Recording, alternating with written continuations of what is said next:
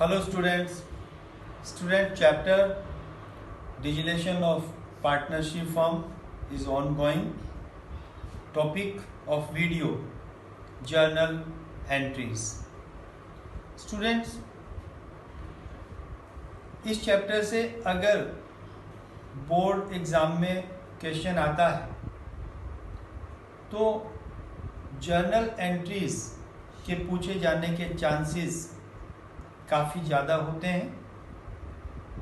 Digitalisation of partnership form के समय settlement of account से रिलेटेड कुछ ट्रांजैक्शंस दी जा सकती हैं और उनके लिए जर्नल एंट्रीज पास करने के लिए कहा जा सकता है। हम जब जर्नल एंट्रीज पास कर रहे होंगे तो जर्नल एंट्रीज को पास करने के लिए अलग से कोई रूल्स नहीं है। हमने डिजिटलाइजेशन ऑफ पार्टनरशिप फॉर्म के रिगार्डिंग जो अकाउंटिंग प्रोसीजर किया, accounting procedure for settlement of accounts, तो कोई भी ट्रांजैक्शंस के लिए अकाउंट्स पर कहाँ कहाँ उसका इफेक्ट गया, किस अकाउंट को हमने डेबिट किया, किस अकाउंट को क्रेडिट किया, अगर वो ट्रीटमेंट हमें ध्यान है तो उसी के बेसिस पर हम इजीली जर्नल एंट्रीज पास कर सकते हैं। मैं आपको इस वीडियो में एक्सप्लेन करूंगा कि किस तरह से ट्रांजैक्शंस को अकाउंट्स में जब हमने रिकॉर्ड किया उस चीज़ को रिकॉल करते हुए, उस चीज़ को माइंड में रखते हुए हम किस तरह से इजीली जर्नल एंट्रीज पास कर सकते हैं for every transaction. Student, first of all जब जर्नल एंट्रीज पास कर रहे होंगे तो बिकॉज हम एसेट्स और लायबिलिटीज को रियलाइजेशन अकाउंट में ट्रांसफर कर चुके होते हैं, अगर एसेट्स को रियलाइज करने और लायबिलिटीज को पे करने के रिगार्डिंग किसी भी ट्रांजैक्शंस की जर्नल एंट्रीज बनाने के लिए कहा है तो आपको नोटिस करना होगा कि क्वेश्चन में क्या ये बताया कि एसेट्स और लायबिलिटीज को रियलाइजेशन अकाउंट में ट्रांसफर किया जा चुका है। अगर तो क्वेश्चन में गिवन है, स्टेटेड है that pass entries assuming assets are transfer to realisation account and liabilities और outside liabilities transfer to realisation account, तो हमको एसेट्स और लायबिलिटीज को रियलाइजेशन अकाउंट में ट्रांसफर करने की एंट्रीज पास नहीं करनी है, जस्ट हमें उसे रियलाइज करने या लायबिलिटीज को पे करने की एंट्रीज पास करनी है। बट अगर क्वेश्चन में ये लाइन कि एसेट्स और लायबिलिटीज को रियलाइजेशन में ट्रांसफर किया जा चुका है, इस तरह का कोई स्टेटमेंट नहीं हो, तो बिकॉज पहले एसेट्स और लायबिलिटीज को रियलाइजेशन अकाउंट में ट्रांसफर किया जाएगा, देन रियलाइज किया जाएगा या पे किया जाएगा। तो यहाँ पे दोनों के लिए फर्स्ट एसेट्स और लायबिलिटीज को रियलाइजेशन में ट्रांसफर करने की एंट्री, देन उसको रियलाइज करने या पे करने की एंट्रीज पास करनी होगी। हम एग्जांपल लेके जर्नल एंट्रीज को डिस्कस कर रहे हैं। लेट अस सी। क्वेश्चन मैंने माना है राम एंड रहीम वो partner in the ratio of 3:2। Okay, they dissolve the form, pass journal entries for following assuming all assets other than cash and outside liabilities are transferred to realization account। Student, आप notice कर सकते हैं question में stated है that assuming all assets other than cash and outside liabilities are transferred to realization account, means transfer किया जा चुका है। तो यहाँ पर किसी भी एसेट्स को रियलाइज करने या लायबिलिटीज को पे करने के लिए जब हम एंट्रीज पास कर रहे होंगे तो ट्रांसफर करने की, रियलाइजेशन अकाउंट में ट्रांसफर करने की एंट्री आपको पास नहीं करनी है, केवल उसे रियलाइज करने या लायबिलिटीज को पे करने की एंट्रीज आपको पास करनी है। देखिएगा, फर्स्ट एक ट्रांजैक्शन है, balance sheet shows general reserves of ₹10,000 at the time of dissolution. If balance sheet shows journal reserves, undistributed profits, आप क्या ट्रीटमेंट देते थे जब आप अकाउंट्स बना रहे होते थे? जनरल रिजर्व्स को, अनडिस्ट्रीब्यूटेड प्रॉफिट्स को डायरेक्ट कैपिटल अकाउंट के क्रेडिट में ट्रांसफर कर देते थे। अब अगर आपको ये चीज ध्यान है तो इसके बेसिस पे जर्नल एंट्रीज पास कर सकते हैं। चूंकि कैपिटल अकाउंट के क्रेडिट में ट्रांसफर किया था तो जर्नल एंट्रीज में भी तो यही करना है।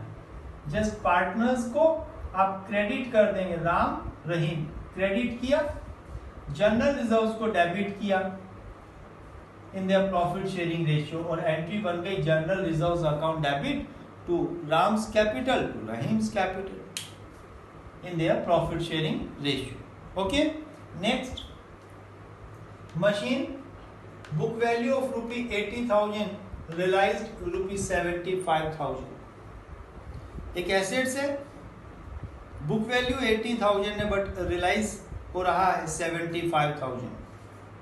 अब 80,000 से हमने ट्रांसफर किया बट उसकी एंट्री पास नहीं करनी है बिकॉज क्वेश्चन में एज्यूम्ड है कि ट्रांसफर किया जा चुका है। अब जस्ट रियलाइज करने की एंट्री, और रियलाइज करने की एंट्री बनाने के लिए आप याद कीजिएगा कि आपने उसको कहाँ कहाँ रिकॉर्ड किया होगा। यहाँ जब आपने एसेट्स को रियलाइज किया तो कैश या बैंक अकाउंट के डेबिट में और रियलाइजेशन अकाउंट के क्रेडिट में रिकॉर्ड किया। उसी के बेसिस पर हमने एंट्री बनाई, कैश या bank account debit to realisation account, और कितने वैल्यू से? जो वैल्यू हमको रियलाइज हुआ 75,000। Okay, next, partner Ram took over investments at ₹25,000। Partner ने इन्वेस्टमेंट्स लिए हैं, कोई एसेट्स ले लिया है। अब अकाउंट्स बनाते समय हमने इसको कहाँ रिकॉर्ड किया? चूंकि पार्टनर ने लिया, पार्टनर रिसीवर है, पार्टनर्स को के कैपिटल अकाउंट के डेबिट में रिकॉर्ड किया, रियलाइजेशन अकाउंट के क्रेडिट में रिकॉर्ड किया। उसी के बेसिस पर entry Ram capital account debit to investments account. Okay, but यहां पर नोटिस करिएगा कि अब जो हमने इन्वेस्टमेंट्स लिखा, ये इन्वेस्टमेंट्स नहीं आएगा। व्हाई?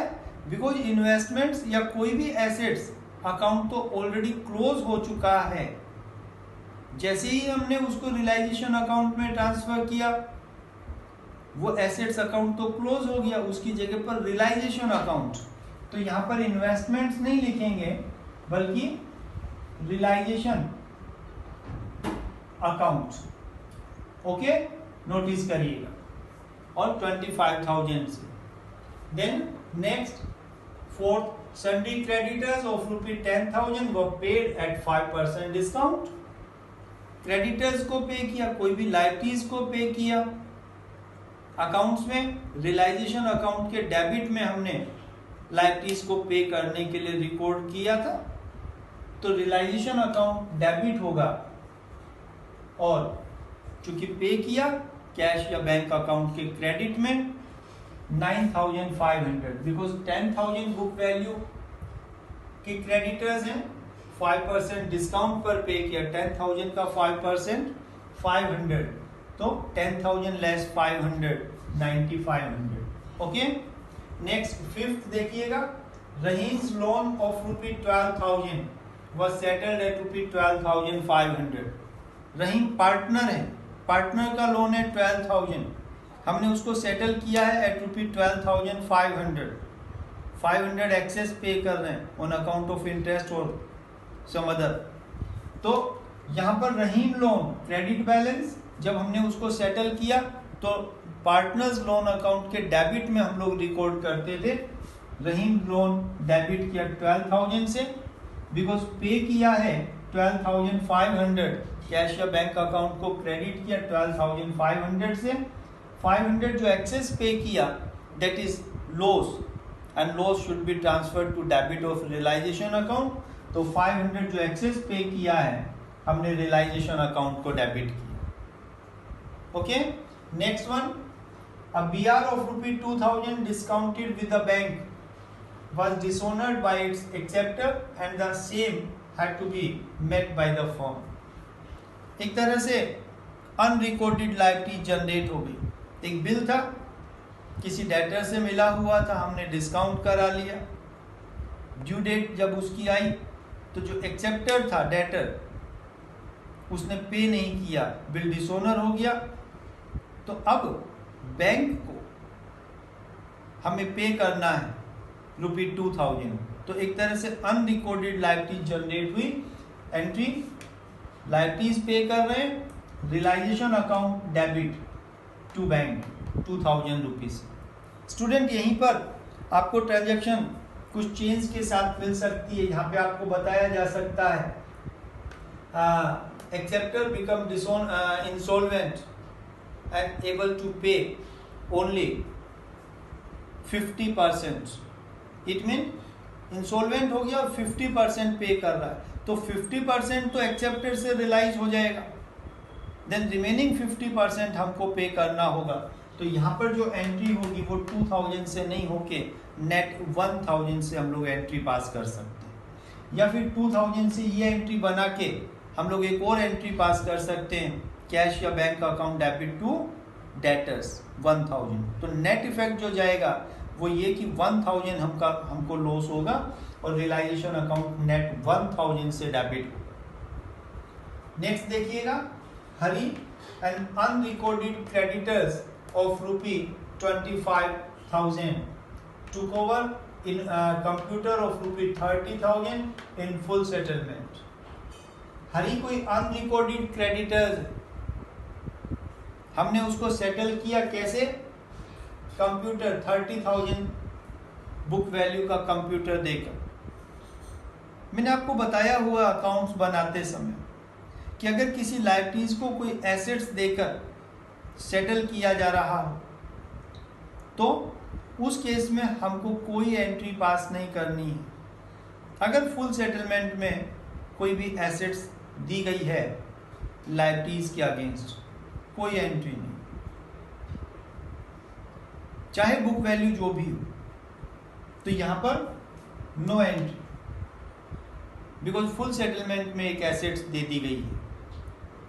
बट इसके अगेंस्ट अगर पार्टली कैश में पे किया हो, पार्टली एसेट्स दी हो, तो केवल कैश पार्ट से हम लोग रिकॉर्ड करेंगे, कैश पार्ट की एंट्री बनाएंगे। कई बार ऐसा भी होता है कि क्रेडिटर्स को एसेट्स दी बट एसेट्स का बुक वैल्यू एसेट्स का वैल्यू कम था, तो क्रेडिटर्स ने हमको पे किया। नेक्स्ट ट्रांजैक्शन देखिएगा, Shiv a creditor of ₹15,000 took over investments of ₹20,000 and ₹5,000 was paid by him in cash। अभी जो मैं डिस्कस कर रहा था उसी तरह की ट्रांजैक्शन आ गई। 15,000 का क्रेडिटर्स है, हमने उसको 20,000 के इन्वेस्टमेंट्स दे दिए। अब 20 में से 15 तो वो मांगता ही था, 15,000 का तो क्रेडिटर्स था वो फर्म, तो 15,000 तो उसका सेटल हो गया। क्योंकि 5,000 का उसको नेट एसेट्स हमने ज़्यादा दिया है और उस एसेट्स के अगेंस्ट 5,000 फर्म रियलाइज कर रही है फ्रॉम क्रेडिटर्स इन कैश। तो नेट 5,000 से हम एंट्री पास करेंगे, cash account debit, cash receive हो रहा है, cash account debit to realisation 5,000। But अगर यहीं पर ट्रांजैक्शन में चेंज करके Shiv a creditor of ₹15,000 took over investments of ₹10,000 and ₹5,000 in cash, अगर हम इस तरह से ट्रांजैक्शंस को मोल्ड कर दें कि 15,000 के उसके डेट्स के अगेंस्ट 10,000 के इन्वेस्टमेंट्स दे दिए, 5,000 कैश में पे किया है बाय फर्म, तो फिर एंट्री क्या बन जाएगी? Realisation account debit to cash 5,000। Okay, तो इस तरह से। Last one, loss on realisation ₹25,000 realisation account को बना के जो भी लॉस आता था हम लोग उसका क्या करते थे, जो भी लॉस आता था पार्टनर्स में उनके प्रॉफिट शेयरिंग रेशियो में डिस्ट्रीब्यूट करते थे। लॉस अगर था तो रियलाइजेशन अकाउंट के हम क्रेडिट में रिकॉर्ड करते थे, पार्टनर्स कैपिटल अकाउंट के डेबिट में रिकॉर्ड करते थे। उसी के बेसिस पर entry Ram's capital account debit, Rahim's capital account debit to realisation 25,000 का लॉस है and in their profit sharing ratio 3:2, 3:2 में हमने उसको डिस्ट्रीब्यूट किया। ओके स्टूडेंट, आपने देखा कि जो भी जर्नल एंट्रीज पूछी जाती हैं जिस भी ट्रांजैक्शंस की, अगर आपने प्रॉपर वे में अकाउंट्स बनाए तो जस्ट आप याद करिए कि उस ट्रांजैक्शंस का किस किस अकाउंट पर क्या क्या इफेक्ट गया, किस अकाउंट के डेबिट में रिकॉर्ड किया, किस अकाउंट के क्रेडिट में रिकॉर्ड किया। जिस अकाउंट के डेबिट में रिकॉर्ड किया जर्नल एंट्री में वो अकाउंट डेबिट होना है, जिस अकाउंट के क्रेडिट में रिकॉर्ड किया जर्नल एंट्री में वो अकाउंट क्रेडिट होना है, जितने वैल्यू से रिकॉर्ड किया उतना वैल्यू रिकॉर्ड करना है। तो इस तरह से आप जर्नल एंट्रीज बना सकते हैं on the basis of accounts. अगर प्रॉपर वे में आपने अकाउंट्स बनाए तो मैंने उस टाइम वीडियो में भी आपको बताया कि अकाउंट्स बनाने पर अगर आप पैरेलल सभी अकाउंट्स बना रहे होंगे तो वो जर्नल एंट्री बनाने में भी बड़ा हेल्पफुल होता है। और आप यहाँ पर देख पा रहे हैं कि हम जर्नल एंट्री जो भी हमने डिस्कस की, हमने अकाउंट के बेसिस पर डिस्कस की कि किस ट्रांजैक्शंस को हम किस अकाउंट के डेबिट में किस अकाउंट के क्रेडिट में रिकॉर्ड करते हैं, उसी के बेसिस पर जर्नल एंट्रीज हमने पास की। स्टूडेंट, आई होप आपको जर्नल एंट्रीज समझ में आई होंगी। और भी बहुत सारी वेराइटीज हो सकती हैं, बट जस्ट आपको यही सोचना है कि किस अकाउंट के किस तरफ रिकॉर्ड करना है, किस अकाउंट के किस तरफ, और उसके बेसिस पर आपको एंट्रीज पास करनी है। ओके, आई होप आपको ठीक से समझ में आया होगा। Thank you for watching. Thank you.